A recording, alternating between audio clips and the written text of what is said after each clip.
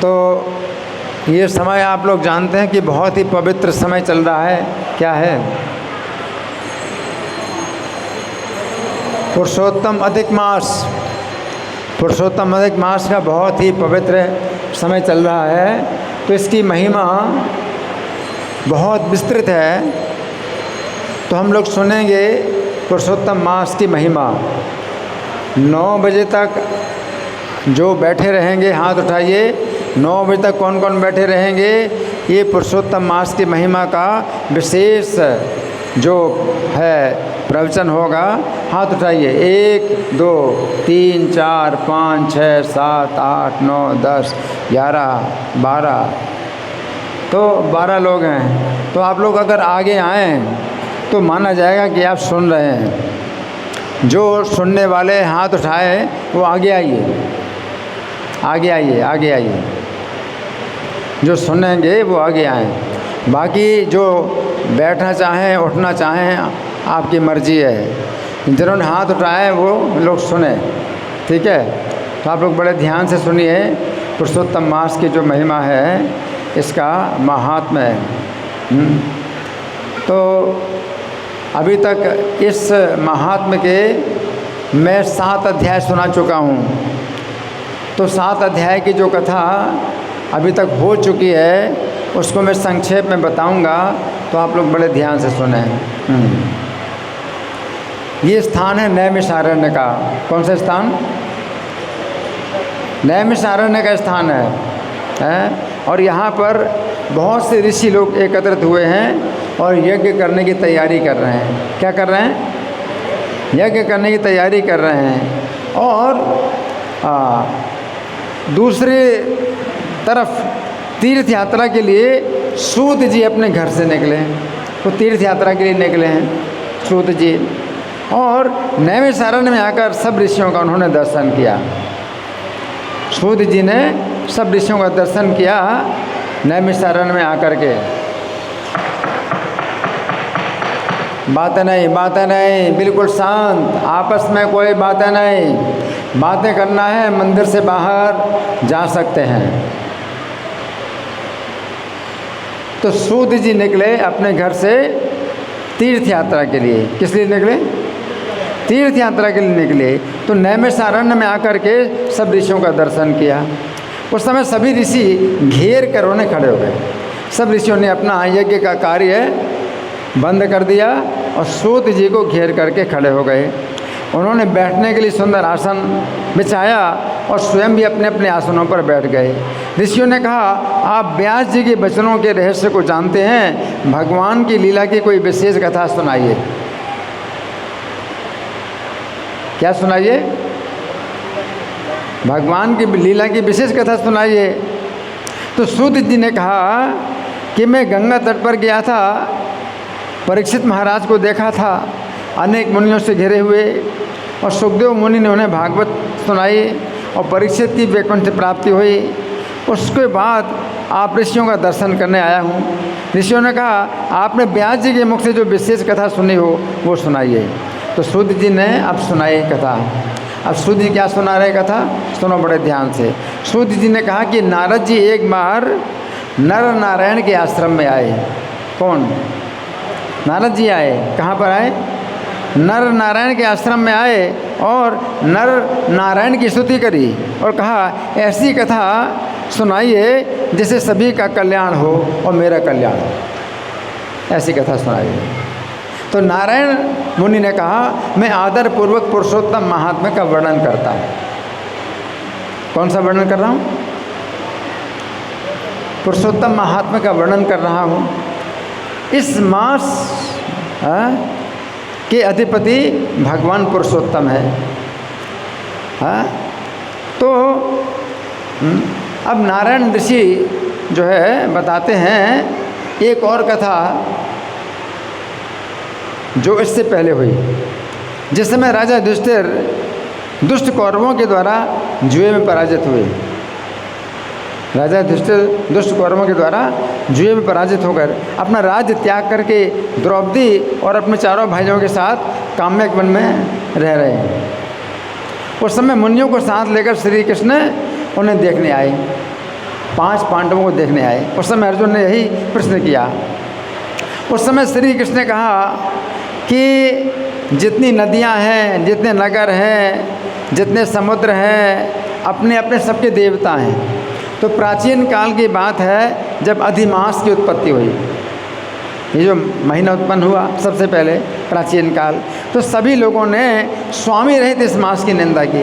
इस मास का कोई स्वामी नहीं है। तो बड़ी दुखी होकर के वो मेरी शरण में आया। कौन कह रहे हैं इस बात को?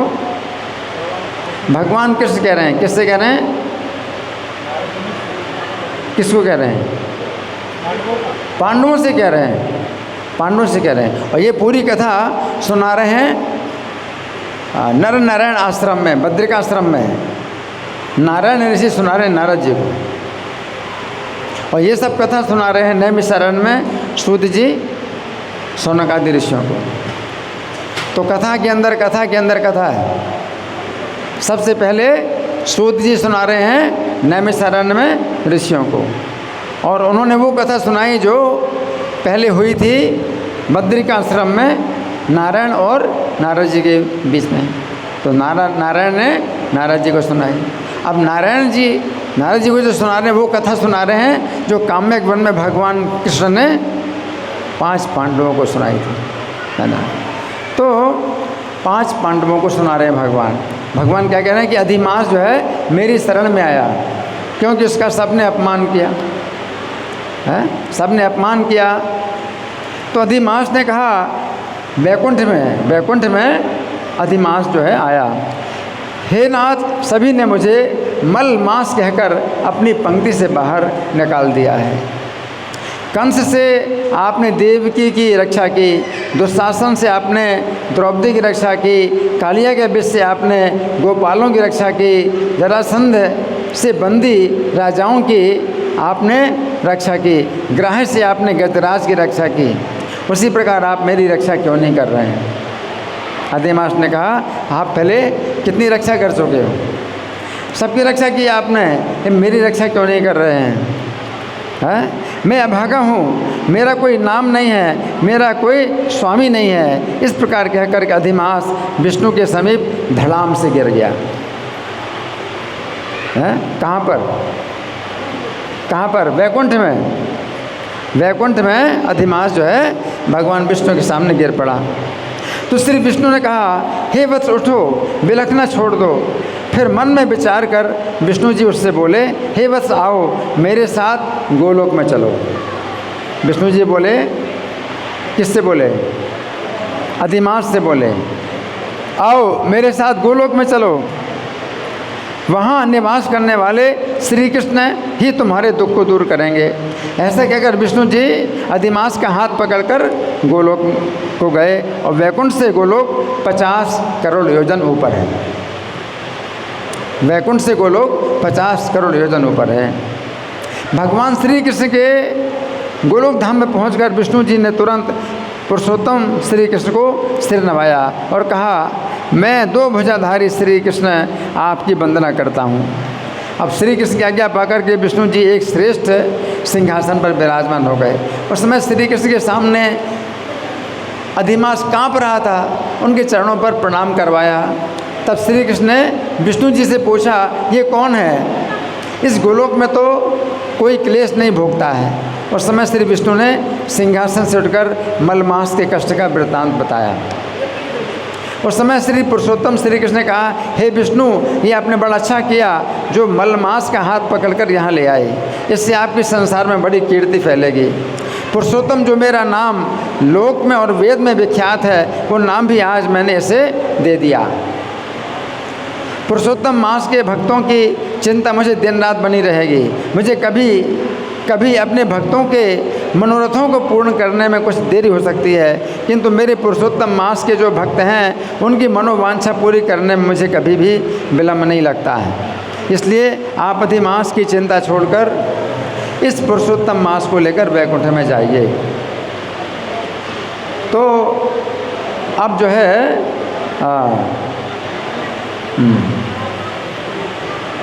यहाँ तक की कथा 7वां अध्याय तक है जो कि मैंने आपको सुनाई। तो भगवान विष्णु अब श्री कृष्ण की आज्ञा से पुरुषोत्तम मास को गोलोक धाम से लेकर के कहाँ पर आए? विष्णु जी गोलोक धाम में भगवान श्री कृष्ण की आज्ञा से अब इस महीने का नाम क्या हो गया है? अब मल मास नहीं रहा, क्या नाम हो गया? पुरुषोत्तम मास। तो पुरुषोत्तम मास को लेकर के भगवान विष्णु कहाँ पर आए? वैकुंठ में आए, है ना। तो वैकुंठ में आए, है ना। तो सुनिए बड़े ध्यान से, अब ये जो कथा मैं पढ़ के सुनाऊंगा। तो सूत जी कहते हैं कि हे मुनियों, भगवान विष्णु और श्री कृष्ण के संवाद को सुनकर संतुष्ट हृदय नारद ने श्री नारायण से फिर इस प्रकार प्रश्न किया। नारायण ने प्रश्न किया? नहीं, नारद जी ने प्रश्न किया। किससे? नारायण से प्रश्न किया। नारदः कृतवान् प्रश्नं पुनरेव तपोधन विष्णु श्रीकृष्ण संवादं श्रुत्वा सन्तुष्टमानसः। इस प्रकार प्रश्न सुन करके हर्षित होकर प्रश्न किया। नारद जी बोले हे प्रभु, जब भगवान विष्णु वैकुंठ चले गए तब क्या हुआ, सो मुझे बताइए। जब भगवान विष्णु वैकुंठ चले गए अधिमास को लेकर के, तो क्या हुआ वो मुझे बताइए। नारद जी ने पूछा। किससे पूछा? नारद जी ने पूछा किससे? नारायण से पूछा।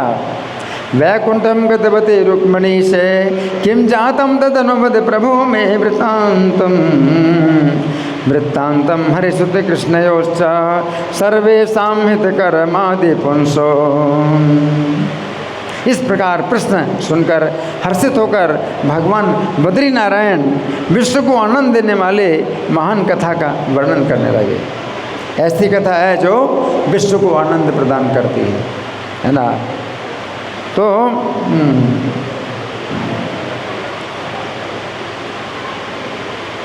यदि संप्रश्न संगृष्टो भगवान बद्रीपति उवाच पुनरेवामुं जगदानंददं बृह। तो श्री नारायण ने कहा, हे नारद, तब भगवान विष्णु प्रसन्न होकर वैकुंठ में चले गए और वहाँ पहुँचकर अधिमास को अपने पास ही निवास स्थान दे दिया। किसने दिया? किसने स्थान दिया? सुन रहे हैं? क्या सुना? भगवान विष्णु ने अधिक मास को स्थान दे दिया। कहाँ पर? वैकुंठ में स्थान दे दिया। अथ श्री रुक्मिणी नाथो वैकुंठम गतवान् मुदा तत्र गत्वाधिमासं तं वासयामास नारद। वहाँ आवास प्राप्त कर अधिमास की प्रसन्नता की सीमा न रही। वहाँ पर स्थान प्राप्त करके अधिमास की प्रसन्नता की सीमा न रही। वो 12 महीनों का अधिपति होकर भगवान विष्णु के साथ विहार करने लगा। कौन? अधिमास। हाँ।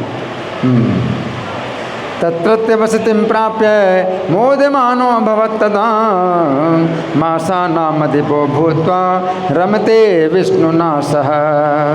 उधर भगवान विष्णु 12 महीनों में मलमास को सर्वोत्तम बनाकर हृदय में बहुत संतुष्ट हुए और चिंता मुक्त हो गए। भगवान विष्णु की चिंता दूर हो गई। उसको क्या कर दिया? मलमास को क्या कर दिया?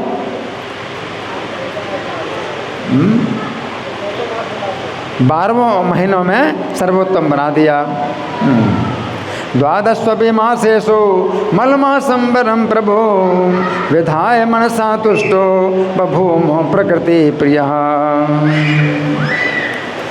तो नारायण ऋषि कहते हैं कि हे नारद जी, इतनी कथा सुनाने के बाद भक्तों के ऊपर कृपा करने वाले भगवान श्री कृष्ण युधिष्ठिर और द्रौपदी की ओर देखते हुए करुणापूर्वक कहने लगे, अर्जुन और युधिष्ठिर और द्रौपदी को कहते हुए भगवान कृष्ण करुणापूर्वक कहने लगे। ये कथा भगवान कृष्ण सुना रहे हैं 5 पांडवों और द्रौपदी को। कहाँ पर? काम्यक वन में सुना रहे हैं। तो भगवान कृष्ण करुणापूर्वक बोले कि हे राजन, मुझे ऐसा प्रतीत होता है कि आप लोगों ने तपोवन में आकर निरंतर कष्ट सहते सहते पुरुषोत्तम मास का अनादर कर दिया। आप लोगों ने जो है तपोवन में रहे तो पुरुषोत्तम मास का अनादर कर दिया, है ना? आपने अनादर कर दिया है। जाने हम राज शार्दूल तपोवनम उपागत भवद्भिर दुख संमग्नैर नादृतः पुरुषोत्तम।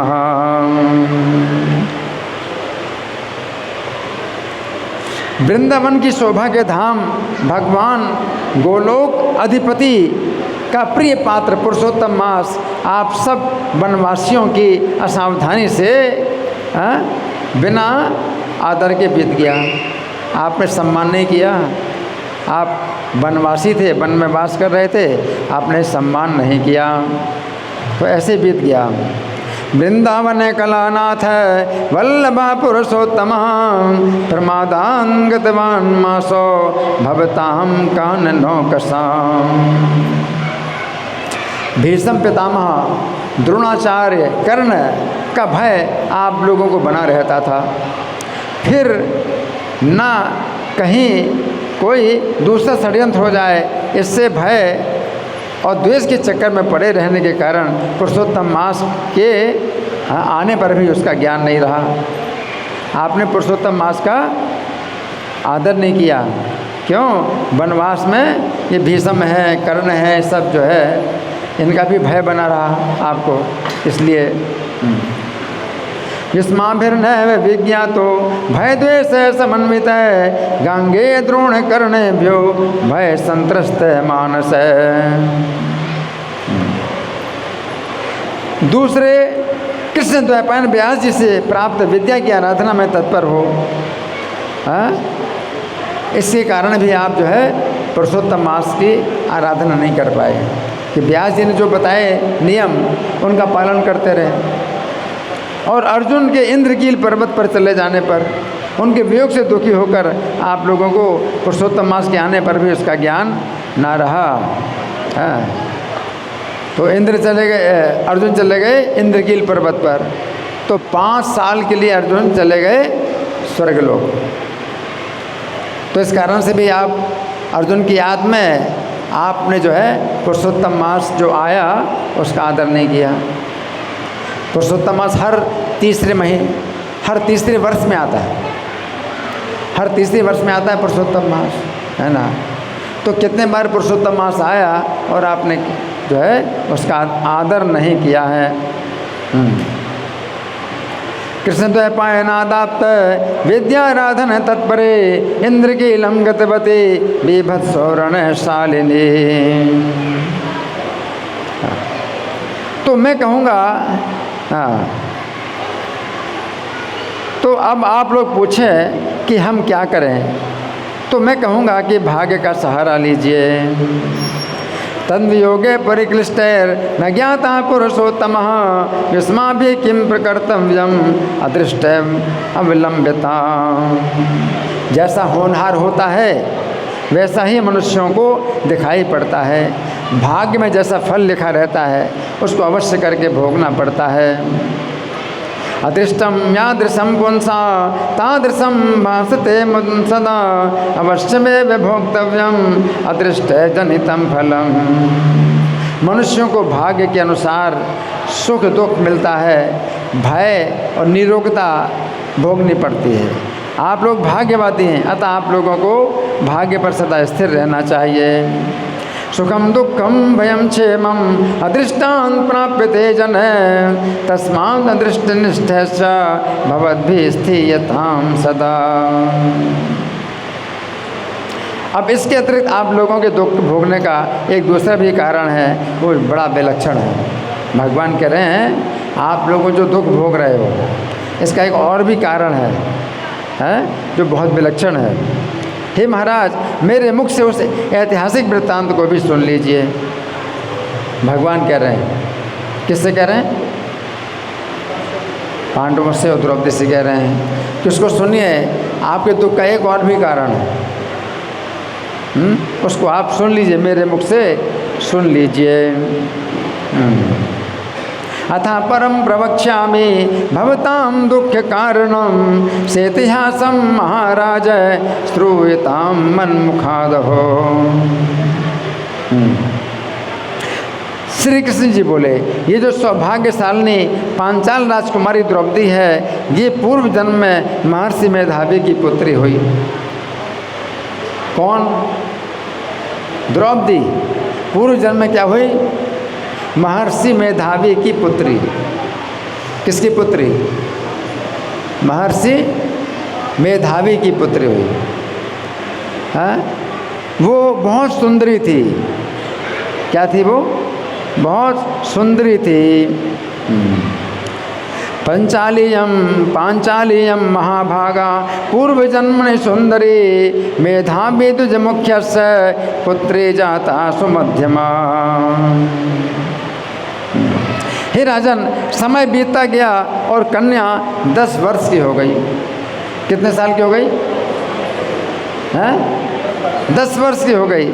सौंदर्य लावण्य की मूर्ति थी और नेत्रों के कटाक्ष मुग्धकारी थे। कालेन गच्छता राजन संजाता 10 वार्षिकी रूप लावण्य ललिता नयना पांगशालिनी। वो चातुर्य गुण विशारदा हो गई। पिता की एकमात्र पुत्री होने के कारण पिता की बड़ी लाडली बेटी हुई। जैसी गुणवती थी वैसी ही सुंदरी थी और चतुरता भी ऐसी थी। चातुर्य गुण संपन्ना पितुरे कैवे पुत्रिका वल्लभाति तेनेयम चतुरा गुण सुंदरी। मेधावी ऋषि ने उसे सदा पुत्र का प्यार देकर लालन पालन किया। मेधावी ऋषि ने पुत्र का प्यार देकर लालन पालन किया और कभी झिड़का नहीं, कभी उसको झिड़का नहीं, डांटा नहीं है। और वो साहित्य शास्त्र में निपुण हो गई, नीति शास्त्र में भी पारंगत हो गई। लालिता पुत्र वन्यत्यम न कदाचिन प्रलंबिता साहित्य शास्त्र कुशला नीता वपि विशारदा। उसकी माता पहले से ही मर चुकी थी। पिता ने प्रसन्नता के साथ पालन पोषण किया। अपने अड़ोस पड़ोस में रहने वाले अपने सहेलियों के पुत्रों के सुख को देखकर उसे भी वांछा हुई। अड़ोस पड़ोस की जो स्त्रियां थीं उनके पुत्र थे, तो उनके पुत्रों को देखकर उससे भी वांछा हुई। तन्माता स्वर्गता पूर्वम पिता सा पोषिता मुदा पार्श्वस्थाली सुखम दृष्ट्वा पुत्र पौत्र सुख स्पृहा। अब किशोरी सदा विचारती रहती थी कि क्या ये सुख मुझे भी मिल सकता है। सद्गुण और सौभाग्य का भंडार और सुख देने वाला पति कैसे मिलेगा, फिर सदाचारी पुत्रों का सुख कैसे प्राप्त होगा। तर्कयन्ति तदा बाला मामेवं च कथं भवेत् गुणभाग्य निधिर्भरता सुखदा सत्सुता कथा। पहले मेरा मनोरथ पूरा होने वाला था, पर सारा खेल भाग्य ने बिगाड़ दिया। अब कौन सा कृत्य करूं, किससे ज्ञान प्राप्त करूं, किस देवता की उपासना करूं। एवं मनोरथम चक्रे दैवेन ध्वंसितं पुरा किं कृत्वा किं विदित्वा हम कमुपास्ये सुरेश्वरम्। अथवा किस ऋषि की शरण में जाऊं या किस तीर्थ का सेवन करूं। लगता है कि मेरा भाग्य सो गया है, क्योंकि कोई भी व्यक्ति मुझे पत्नी के रूप में स्वीकार करने के लिए तैयार नहीं हो रहा है। किं वा मुनिमुपमातिष्ठे किं वा तीर्थमुपाश्रये मम भाग्यम कथम सुप्त भर्ता कोऽपि न वाञ्छति। बड़े आश्चर्य की बात है कि मेरे पिता इतने पंडित होते हुए भी मेरे दुर्भाग्य से उनकी बुद्धि मारी गई है, क्योंकि विवाह की अवस्था होने पर भी उन्होंने योग्य वर को कन्यादान नहीं दिया। तो अपने मन में ऐसा सोच रही है, अपने मन में ऐसा सोच रही है, हैं? लज्जा के कारण अपने पिता से नहीं बोल सकती। ये मन में सोच रही है कि मेरे पिता क्यों नहीं मेरा कन्यादान करते किसी को, ऐसा मन में सोच रही है। पंडितों पी पिता मूढ़ो मम भाग्य बसाद हो, विवाह काले संप्राप्ते न दत्ता सदृशी वरे। अपनी सहेलियों में मैं अध्यक्षा हूँ, परंतु कुमारी होने के कारण पति के ना मिलने के दुख से पीड़ित रहती हूँ। जैसी मेरी सखियाँ पति सुख को भोग रही हैं, वैसी मैं नहीं हूँ। अध्यक्षा हम सखी मध्य कुमारी दुख पीड़िता, ना हम स्वामी सुखाभिज्ञा यथा चाली गणो मम। मेरी सौभाग्यशालिनी माता पहले से ही क्यों मर गई, इस प्रकार चिंता से व्याकुल हुई कन्या मनोरथ के जाल में जो है फंसी हुई थी। मम भाग्यवती माता कथम स्वर्गम गता पुरा, एवं चिंता कुला बाला मनोरथ महोदथ। शोक में मोह में वो जो है हमेशा डूबी रहती थी, और जो ऋषिदास मेधावी थे वे पृथ्वी पर अब विचरण कर रहे हैं। उनकी चिंता है, पिता की चिंता है कि पुत्र का विवाह करूं किसी योग्य वर के साथ, तो कन्या के योग्य वर नहीं मिल रहा, और कन्या चिंता करी मेरे पिता क्यों नहीं मुझे किसी को कन्यादान करते, है ना। तो इस प्रकार से वो भी चिंता है, पिता को भी बहुत चिंता है। पृथ्वी भर में जो है वो जो है घूमते रहते हैं। निमग्ना मोह सलिले सोगे मोर में पीड़िता, मेधावीर सिराजो सो विचार मही तले।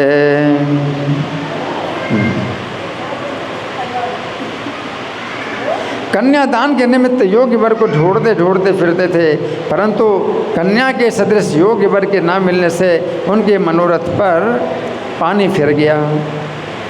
वो मेधावी मुनि जो है मतलब अपनी कन्या के समान वर ढूंढ रहे हैं, लेकिन कोई वर नहीं मिल रहा, है ना। अपने और कन्या के दुर्भाग्य के कारण उनका संकल्प बिखर गया, और दैव योग से बड़ा भारी दारुण और तेज ज्वर उन्हें आ गया। सुतासुकी ये भागाभ्याम भग्न संकल्प पंजरा, अवाप दैव योगे न ज्वरम तीव्रम सुदारुणम। अब उनका पूरा शरीर फटने लगा, मानो ज्वर की भीषण ज्वाला में भस्म हो जाएंगे। जोरों से सांस लेते हुए बड़ी विकट अचेतन अवस्था में आ गए। स्फुट सर्वांग संभिन्न ताप ज्वाला समाकुल, श्वासोच्छ्वास समायुक्तो महादारुण मूर्छया। जैसे कोई मदिरा पीकर लड़खड़ाते गिरते आए, उसी प्रकार भूमि पर लड़खड़ाते गिरते आए, और घर में आने के साथ ही धरती पर पूरी तरह से चित्त होकर गिर गए। धरती में आए और चारों कोने चित्त होकर गिर पड़े। प्रस्खलन निपतन भूमो मदिरा मत्त बंधृसम, आगच्छेन भवनम सापपात धरातले। अब जब तक कन्या अपने पिता को देखने के लिए आए, तब तक कन्या का स्मरण करते हुए मेधावी ब्राह्मण मरणासन्न हो गए। या वस्तुता समायाता पितरम भय विबला, तावन मुमूर्षु संजातो भोसुरस्ता मनुस्मरण। अब ये ऐसा चूँकि प्रबल दैव योग था, कांपने लगे, और कन्यादान के संबंध में जो विवाह महोत्सव की कल्पना थी वो चूर चूर हो गई उनकी। भाविना अर्थ है बले नैव सहसा जात बेपथो, कन्यादान प्रसंगोत्थ महोत्सव विवर्जिता। फिर पहले के गृहस्थ जीवन में जो धर्म का उन्होंने परिश्रम किया था, उसके प्रभाव से सांसारिक वासना त्याग करके उन्होंने भगवान पर अपना चित्त लगाया। अतः प्राचीन गार्हस्थ कृतधर्म परिश्रमात्, संसार वासनां त्यक्त्वा हरो चित्तम मधारय। अब मरणासन्न मेधावी मुनि शीघ्र ही नील कमल के समान सांवले त्रिभंग सुंदर हरि भगवान पुरुषोत्तम का मणि मन स्मरण करने लगे। अब कोई मृत्यु के निकट हो तो क्या करना चाहिए हैं? सब दुनिया भर की चिंताएं छोड़ दी उन्होंने और भगवान का जो है उन्होंने ध्यान किया। सस्मार श्री हरिम तूर्णम मेधावी पुरुषोत्तमम इंदीवर दल श्यामम त्रिभंग ललिताकृतिम। रास लीला के अधीश्वर हे राधा रमण, अपने प्रचंड भुजाओं से दूर ही से देवताओं के शत्रुओं का संहार करने वाले, हे ब्रज में अत्यंत भीषण दावानल को पान करने वाले, नग्न स्नान करने वाली गोप किशोरियों के उतारे हुए वस्त्रों को अपहरण करने वाले, श्री कृष्ण गोविंद हरे मुरारे राधे से दामोदर नीलनाथ माम पाए संसार समुद्र मग्नम नमो नमस्ते ऋषिकेश्वराय।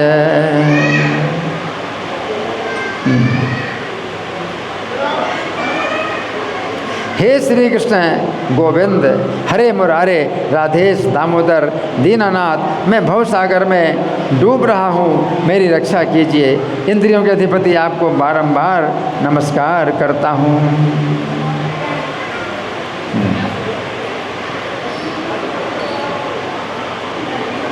राशि से राधा रमण प्रचंड दोर्दंड दूराहत निर्जना रे अत्युग्र दावा नलपान करता कुमारी को तारित वस्त्र हरता।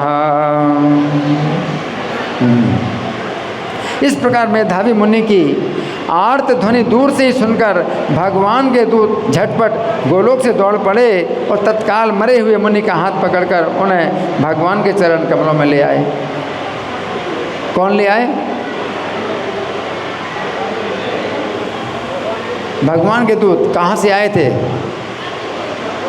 गोलोक से आए थे और मरे हुए मुनि का हाथ पकड़ करके भगवान के चरणों में ले आए, गोलोक धाम में ले आए।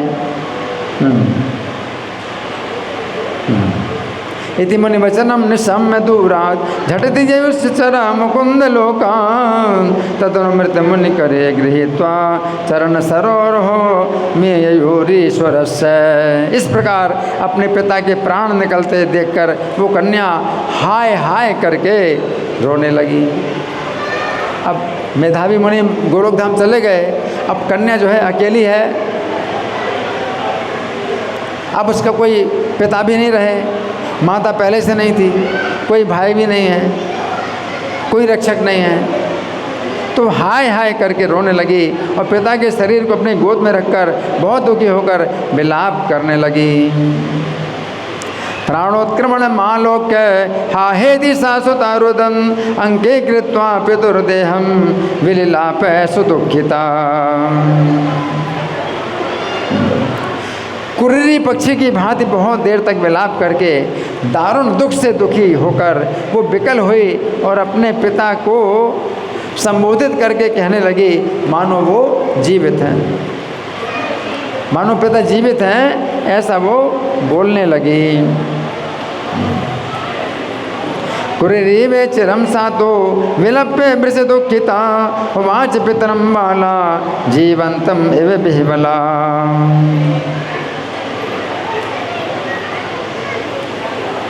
कन्या बोली हाय हाय, हे पिताजी, हे करुणा सागर, हे अपनी कन्या के आनंद दाता, आज मुझे किसकी गोद में बैठा कर आप गोलोक धाम को सिधार रहे हैं? क्या कह रही है? मुझे किसकी गोद में बैठा कर के आप जा रहे हैं? अब मैं किसकी गोद में बैठूंगी? हा हा पिता कृपा सिंधु आत्मजानंददायक कश्यांके माम निधायाद्य गतोसी वैष्णवम पुरम।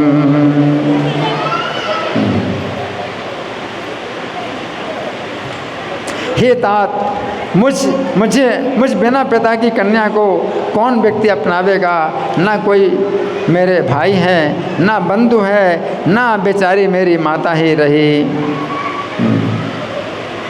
पितृहीनां च मां तात को वा संभावयिष्यति न भ्राता न विबन्धुश्च न मे माता तपस्विनी। हे पिता, मेरे भोजन और वस्त्र की कौन चिंता करेगा? क्या कह रही है? वो कन्या क्या कह रही है? मेरे भोजन और वस्त्र की कौन चिंता करेगा? मेरे भोजन और वस्त्र की कौन चिंता करेगा? अब वेद ध्वनि सुनाई नहीं पड़ेगी तो ऐसे शून्य स्थल में मैं कैसे रह सकूंगी? भोजनाच्छादने चिंताम को मे तात करिष्यति, कथम तिष्ठाम्यहं शून्ये वेदे ध्वनि विनिर्जिते विवर्जिते। हे ऋषि प्रवर, आपका आश्रम अब निर्जन वन की भांति हो जाएगा तो अब मैं प्राण दे दूंगी, ऐसे जीवन में क्या लाभ रखा है?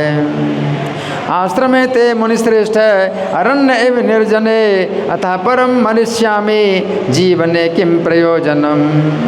हे अपनी पुत्री को प्यार देने वाले, आप विवाह का संपादन किए बिना ही कहाँ चले गए? हे पिताजी, हे तात, अब आप लौट आइए। क्या कह रही है? आप लौट आइए, आप लौट आइए। संपाद्य वैवाहम विधिम दुहित्रे वत्सल क्वागतोषि पितस्तात यहा गच्छ तपोनिधे। आप अमृत के समान मीठी बोली में पुकारिए, आप चुप्पी क्यों साधे हुए हैं? क्या बोल रही है? क्या कह रही है?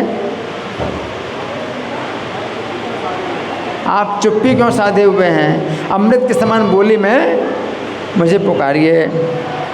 हे तात, आपको सोए हुए बहुत देर हो गई, अब उठ जाइए, उठ जाइए। कह रही है आपको सोते हुए बहुत देर हो गई, उठ जाइए, उठ जाइए। वाणीं वद सुधाकल्पां कथम तूष्णीम् अवस्थितः उत्तिष्ठोत्तिष्ठ हे तात चिरं सुप्तोऽसि साम्प्रतम्। ये कहकर आंसू की धारा बहाती हुई वो बालिका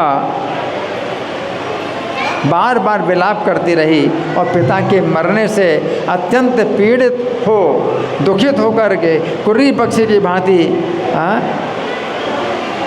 गला फाड़ फाड़ कर रोती रही।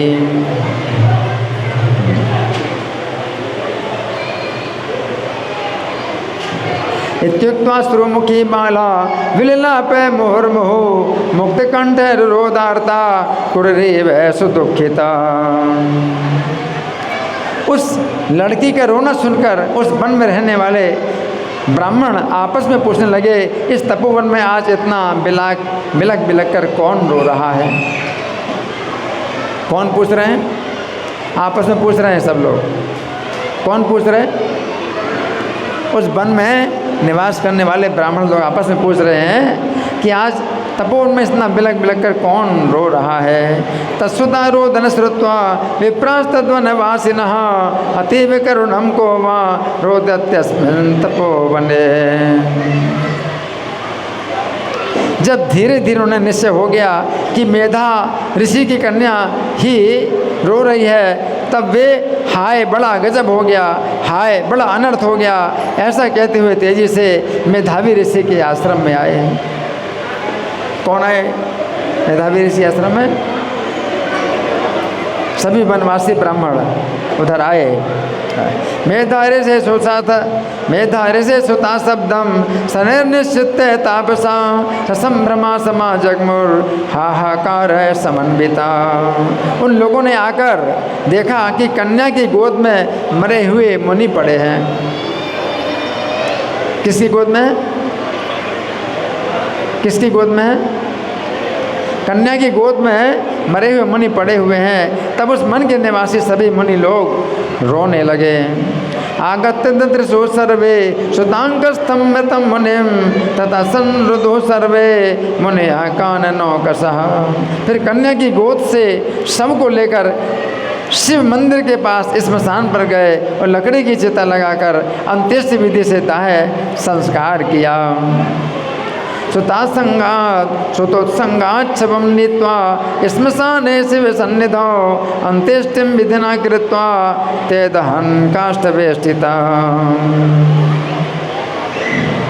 इसके बाद कन्या को आश्वासन देकर सब ऋषि लोग उधर अपने अपने आश्रम को चले गए और इधर कन्या ने भी धैर्य धारण कर संपूर्ण क्रिया के लिए अपनी शक्ति के अनुसार खर्चा किया। तथा कन्याम समाश्वास्य सर्वे ते स्वगृहान ययो कन्याधैर्यम समालंब्य यथाशक्ति करोद्भयम्। इस प्रकार पिता का श्राद्ध आदि करके उसी तपोवन में रहने लगी। जिस प्रकार बछड़े के मर जाने पर गऊ बारंबार चिल्लाती रहती है, खाती पीती नहीं, आंसू बहाती रहती है, उसी प्रकार पिता के मरण जनित कष्ट में कन्या भी रोती धोती है, चिल्लाती है, आंसू बहाती है, दाना पानी छोड़कर बहुत व्यथित रहने लगी।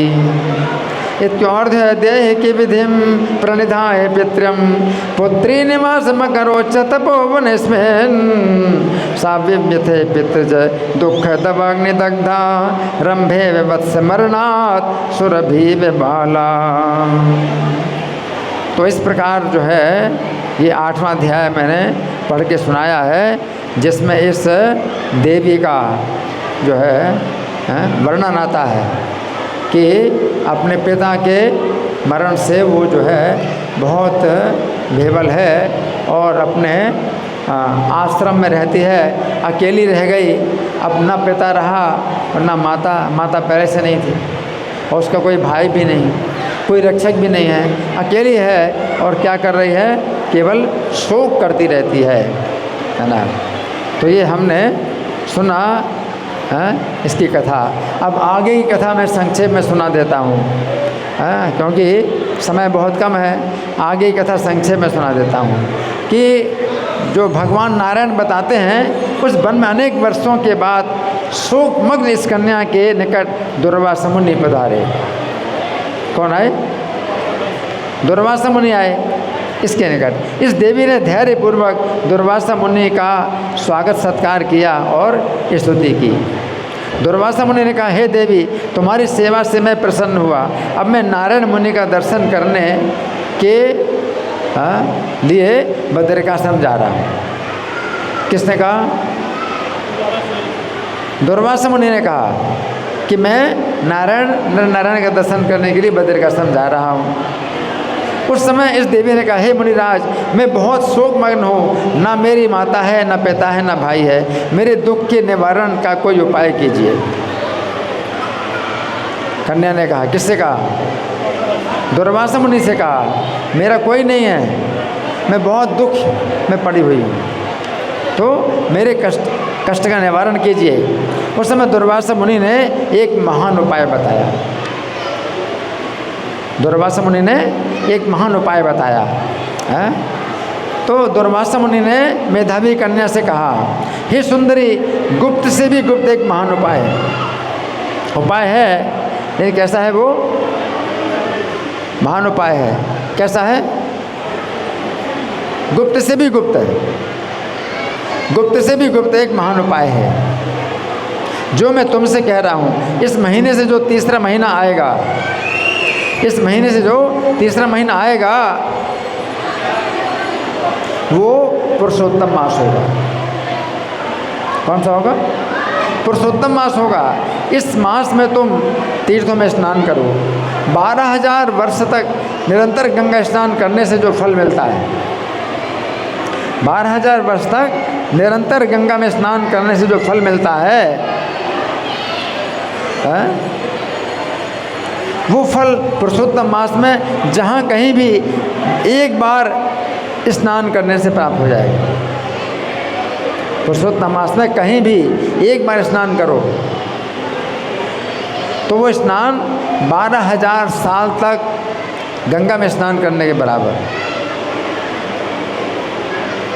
पुरुषोत्तम मास में आप जो है एक बार कहीं भी स्नान कर लो, भली भांति स्नान कर लो, तो गंगा जी में 12,000 साल तक स्नान करने के फल के बराबर होता है।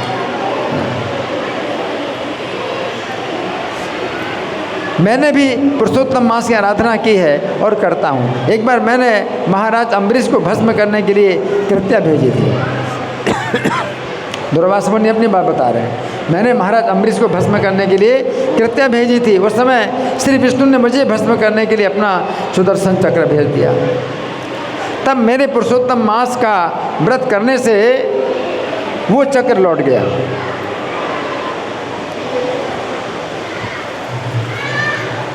मैंने पुरुषोत्तम मास का जो व्रत किया था उसके कारण वो चक्र लौट गया। इस प्रकार दुर्वासा मुनि ने अपनी वार्ता समाप्त कर दी। उस समय दुर्भाग्य से प्रेरित होकर वो कन्या बोली। अब कन्या को बहुत दुर्भाग्य था, इतना बड़ा सौभाग्य का अवसर मिल गया था कि तीसरे महीने में पुरुषोत्तम मास आता है और वो जो है कुछ व्रत नियम का पालन करे, उसका सब दुर्भाग्य दूर हो जाएगा। लेकिन उसका दुर्भाग्य था तो कन्या बोली, हे मुनि, क्या कार्तिक आदि महीने आसार हो गए और देवताओं में शिव जी हैं, सूर्यदेव, गणेश पूजा करने पर क्या फल नहीं देते? उसने इतना तर्क कर लिया। ये मल मास तो सभी शुभ कर्मों में निंदित है। इस कन्या की बात सुनकर दुर्वासा मुनि को अत्यंत क्रोध आया, परंतु उन्होंने मन में विचार किया, ये मेरी मित्र कन्या है, पुरुषोत्तम मास के महात्मा का पता तो बड़े बड़े विद्वानों को भी नहीं है। ये कन्या पहले से बहुत दुखी है, मेरे साप को कैसे सहन कर सकेगी? ऐसा सोचकर दुर्वासा मुनि ने कहा, हे अबोध कन्या, मैं तुझे साप नहीं दे रहा हूँ। दुर्वासा ने कहा, अबोध कन्या, मैं तुझे साप नहीं दे रहा, परंतु जो तूने पुरुषोत्तम मास का अनादर किया है, इसका दंड तुझे इस जन्म में अथवा दूसरे जन्म में अवश्य मिलेगा।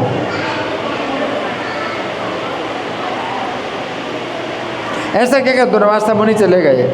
पुरुषोत्तम मास का अपमान करने से इस कन्या का मुख उसी क्षण म्लान हो गया।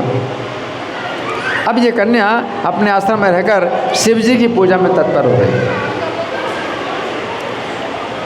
तो इस कल्याणी ने शिव जी को प्रसन्न करने के लिए भीषण तप करना प्रारंभ किया। गर्मी में पंचाग्नि का साधन करती थी। गर्मी में कितना? 5 प्रकार की अग्नि। 5 प्रकार की अग्नि क्या कौन सी है? गर्मी में एक तो खुले धूप में बैठना,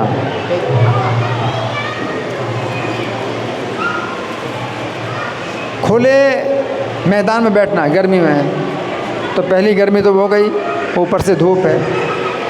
दूसरी नंगी ज़मीन में बैठना, तो नंगी ज़मीन और गर्म होती है, 2 हो गई गर्मी। फिर तीसरा भूख की गर्मी, चौथा प्यास की गर्मी और 5वां चारों तरफ अग्नि का घेरा लगाया। 5 प्रकार की अग्नि गर्मी में पंचाग्नि का साधन करती और शीत ऋतु में ठंडे पानी में रहती। शीत ऋतु में ठंडे पानी में रहती थी। वर्षा ऋतु में खुले आकाश में तपस्या करती। इस प्रकार 9000 साल की तपस्या के बाद शिव जी ने दर्शन दिया। देखो, पुरुषोत्तम मास तो 1 महीने का था, उसमें इतना परिश्रम नहीं होता था, लेकिन पुरुषोत्तम मास को छोड़ करके 9000 साल तक शिव जी की आराधना करी तो शिव जी ने दर्शन दिया। शिव जी के दर्शन से कन्या हृष्ट पुष्ट हो गई। फिर इसने शिव जी को प्रणाम किया, स्तुति की। जब शिव जी ने इससे वर मांगने को कहा, इस कन्या ने कहा,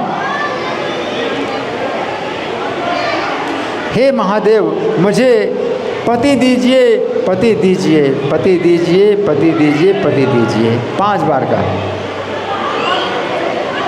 शिव जी ने कहा, हे मुनि कन्या, तुमने 5 बार पति पति कहकर वर मांगा है, इसलिए तुम्हारे 5 पति होंगे। क्या कहा? 5 बार पति मांगा है, तुम्हें 5 पति होंगे। शिव जी की इस कड़वे वचन को सुनकर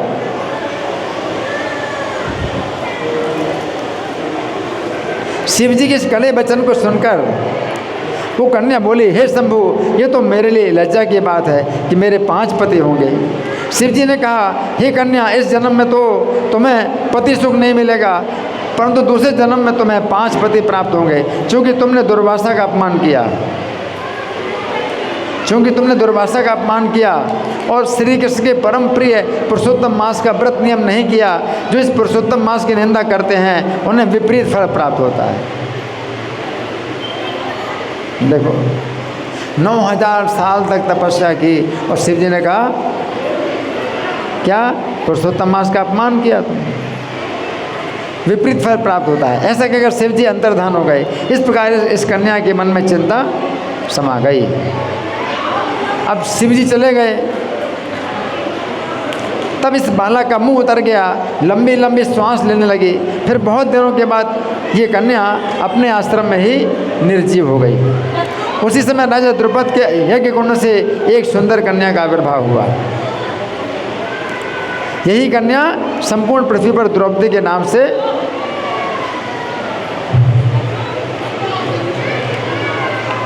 प्रसिद्ध हुई। इसी कन्या को स्वयंवर के समय मत्स्य का वेतन कर अर्जुन ने प्राप्त किया। यही द्रौपदी पुरुषोत्तम मास की अवहेलना करने के कारण दुराचारी दुशासन के द्वारा बाल पकड़कर खींची गई और इसे कटु वचन सुनाए गए। द्रौपदी का जो अपमान हुआ, इसका कारण एक ये भी है। क्या कारण? पिछले जन्म में क्या किया था? पुरुषोत्तम मास की निंदा की थी, है ना। किंतु जब अत्यंत स्नेह के साथ इसने श्री कृष्ण के नामों का उच्चारण किया, उस समय श्री कृष्ण ने इस देवी की रक्षा की। ये बात समझने की है कि पुरुषोत्तम मास को नगण्य मानने वालों का श्री कृष्ण पतन कर देते हैं। श्री कृष्ण की आज्ञा से जब पुरुषोत्तम मास आया, उस समय पांचों पांडवों ने पुरुषोत्तम मास का व्रत किया। इस प्रकार उन्होंने निष्कंटक राज्य मिल गया। सूर्य वंश में उत्पन्न राजा दृढ़धन्वा पुरुषोत्तम मास की आराधना करके विपुल लक्ष्मी और पुत्र पौत्र का सुख और अनेक प्रकार के भोगों को भोगकर गोलोक धाम में गए। ये और कथा है राजा दृढ़धन्वा की। तो यहाँ पर जो है ये कथा हमने सुन ली पुरुषोत्तम मास के महात्म्य की। तो पहली कथा ये है कि पुरुषोत्तम मास को जो है जिस समय सबने अपमानित किया कि ये मल मास है, हाँ, और इसका जो है कोई स्वामी नहीं है, कोई देवता नहीं है, तो सबने इसको जो है अपने पंक्ति से बाहर निकाला। तो फिर भगवान श्री कृष्ण स्वयं इसके स्वामी बन गए और सब महीनों में सबसे ऊपर हो गया।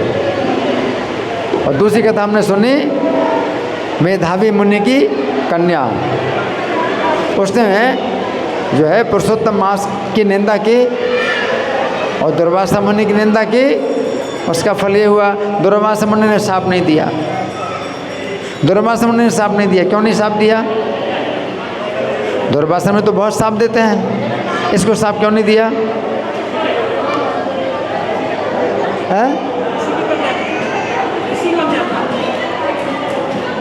ऋषि की कन्या थी इसलिए। ऋषि की कन्या, मित्र की कन्या, हाँ, उनके मित्र थे, मेधावी मुनि के मित्र थे, मित्र की कन्या थी, पहले से ही कष्ट में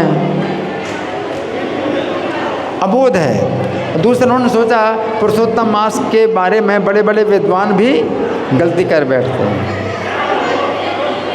तो उनका ठीक है मैं तुम्हें शाप नहीं देता हूँ, अब तुम्हारी जो अच्छा है वैसा करो, नहीं तुमको इस जन्म में या अगले जन्म में कभी न कभी इसका दंड में भोगना पड़ेगा। तो इस तरह से हमने पुरुषोत्तम मास की जो है महात्म्य की कथा सुनी। श्री पुरुषोत्तम अधिक मास तृतीय दिवस महामहोत्सव की जय। श्रील प्रभुपाद की जय। हरे कृष्णा।